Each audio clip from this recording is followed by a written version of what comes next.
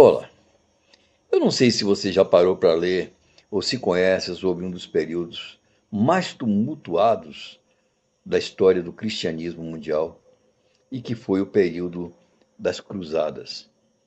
Mas aqui no nosso Papo de Fradinho, eu quero te falar um pouco sobre esse período. Era um tempo em que a santa cidade de Jerusalém se encontrava dominada por um califado muçulmano, o que fez com que diversos reinos europeus se unissem e, sob o comando da Igreja Católica Romana, resolveram defender a fé cristã e reconquistar Jerusalém. Foram então alistados muitos homens de todas as classes sociais que se prontificaram em atender aquela convocação da Igreja Católica. E, sob a forma de diversas peregrinações, rumaram em direção à Terra Santa. Os motivos que moviam aqueles homens variavam, indo desde o sonho de entrarem naquela terra sagrada, e da qual, ao longo do tempo, tanto ouviram falar nas muitas pregações e nas missas, e chegando até aos que se alimentavam pela ambição de ficarem ricos e até, se possível, serem agraciados com títulos de nobreza. Mas havia ainda aqueles que já possuíam uma linhagem dentro da nobreza, e estes faziam parte de uma força de combate medieval considerada como devastadora, que era a cavalaria. Essas forças de combate eram denominadas como ordens de cavalaria e eram em número de dezenas, tendo todas praticamente o mesmo objetivo: proteger as caravanas de peregrinação, constantemente atacadas, saqueadas e até dizimadas por inúmeros bandos de malfeitores e saqueadores que as atacavam enquanto elas cruzavam o deserto.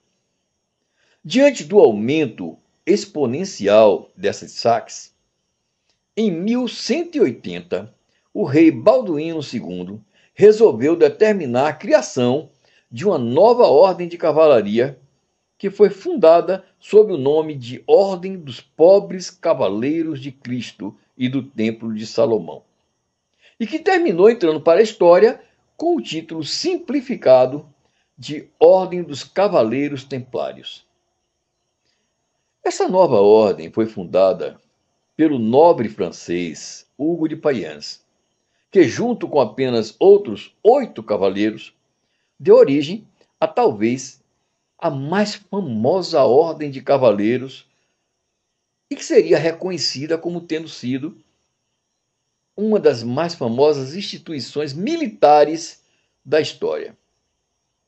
A princípio, a função dos templários era a mesma das outras ordens, ou seja, da proteção aos peregrinos que cruzavam o deserto rumo à Terra Santa. Com a função de tal nobreza aliada a evidente e cada vez maior e mais vitoriosas ações nas suas atuações, logo, os cavaleiros templários estavam a receber vultosas doações vindas de diversos povos católicos da Europa como um todo, e até mesmo de outras ordens de cavalaria. Desta forma, foi visível a velocidade do crescimento dos templários, tanto no acúmulo de riquezas quanto no número de seus membros, todos dispostos a lutar para defender a fé cristã. Os cavaleiros templários criaram um estilo próprio, que os diferenciava das outras ordens e que os identificava. Em batalha, eles usavam uma malha de aço trançado que lhes protegia quase totalmente o corpo, além de um elmo, que é uma espécie de capacete, que tinha uma incomum resistência. A espada de um cavaleiro templário era forjada especialmente para ele e tinha a propriedade de ser tão afiada que, mesmo após perder ocasionalmente o seu fio de corte, era capaz de causar sérios danos aos seus inimigos. Além disso, eram espadas muito mais pesadas que qualquer outra daquela época e muito mais longa também. Por sobre suas malhas de aço, os templários vestiam ainda túnicas brancas, adornadas por grandes cruzes vermelhas, e toda esta promoção visual e bélica, associada à sua disciplina e coragem, terminaram por tornar a Ordem dos Cavaleiros Templários como a mais temida e respeitada ordem de cavalaria cristã. E é bom que eu aqui diga que, na verdade, apesar de toda essa fama, jamais os Cavaleiros Templários foram muito numerosos, tendo chegado ao auge da sua fama a contar com não mais que 400 membros. Mesmo assim, tendo obtido grandes vitórias contra grandes exércitos inimigos. Eu acredito que a imensa fé religiosa e o seu código de lealdade para com seus companheiros e para com sua ordem funcionava como um grande impulsor, o que terminava por transformar ataques considerados como quase suicidas em grandes vitórias. Fora das batalhas, os cavaleiros templários mantinham uma vida totalmente recatada e simples, bastante semelhante ao estilo de vida dos monges e dos frades franciscanos mendicantes, obedecendo a diversas regras, como as de não comerem carne nas quartas-feiras, fazerem votos de pobreza e de celibato, passar muitas horas em orações e nunca comerem a carne dos seus cavalos, mesmo que estes tivessem morrido de forma natural. Comer a carne do cavalo era algo muito comum entre os demais cavaleiros. Um cavaleiro templário não podia abraçar ou beijar nos lábios ou no rosto qualquer mulher, mesmo que fosse a sua própria mãe. Mas no ano de 1187, um grande exército de cruzados, acompanhados por cavaleiros templários, enfrentaram os sarracenos, comandados por Saladin. Nessa terrível e sangrenta batalha conhecida como a Batalha de Hattin, os cruzados não apenas foram derrotados, como ainda perderam a cidade de Jerusalém. Isso enfraqueceu, e muito, o prestígio dos cruzados.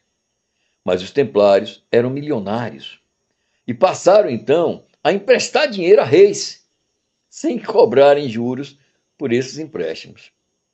Os templários chegaram mesmo a ter uma espécie de banco, onde até mesmo os papas depositavam suas fortunas, sabendo que pela lealdade e pela bravura daqueles cavaleiros, ali, no banco deles, suas riquezas estavam seguras. Um dos reis que pegava dinheiro com os templários foi Filipe IV, da França, que, sem ter como pagar suas dívidas, juntou-se ao Papa Clemente V a fim de derrubar a Ordem dos Cavaleiros, confiscando toda a riqueza dessa ordem. O plano deu certo e os respeitados cavaleiros templários passaram então a serem acusados de crimes de heresia e contra a santidade da Igreja. Os templários foram então perseguidos, aprisionados, cruelmente torturados e muitos foram inclusive condenados à morte, mesmo jurando até o último momento inocência e lealdade à Igreja.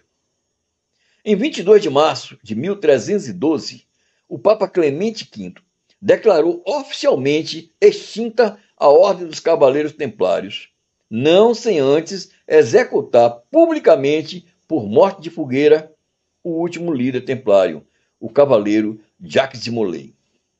Conta a história que no instante em que estava sendo consumido pelo fogo, o líder templário ainda encontrou forças para dizer que dentro de um ano o rei Filipe IV e o Papa Clemente V iriam prestar contas a Deus pelos seus atos.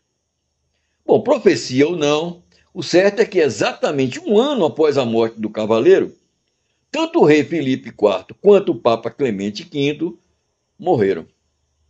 Do rei Filipe IV, sequer os restos mortais foram preservados, já que um raio atingiu o mosteiro onde ele estava sepultado, destruindo completamente a tumba e o local e tudo o que ali havia. Finalmente, em 2007, o Vaticano reconheceu a imensa injustiça cometida e absolveu de todas as acusações a Ordem dos Pobres Cavaleiros de Cristo e do Templo de Salomão, a brava e lendária Ordem dos Cavaleiros Templários. Gostaram? Aqui termina esse nosso papo de fradinho, mas eu quero te pedir que não se esqueça de nos dar o seu like, assistir aos nossos vídeos inteiros, se inscrever, comentar, apertar o sininho. Assim o YouTube irá te avisar todas as vezes que eu colocar aqui um novo vídeo. E isso é muito importante para o crescimento desse nosso canal. Até o próximo vídeo. Paz e bem.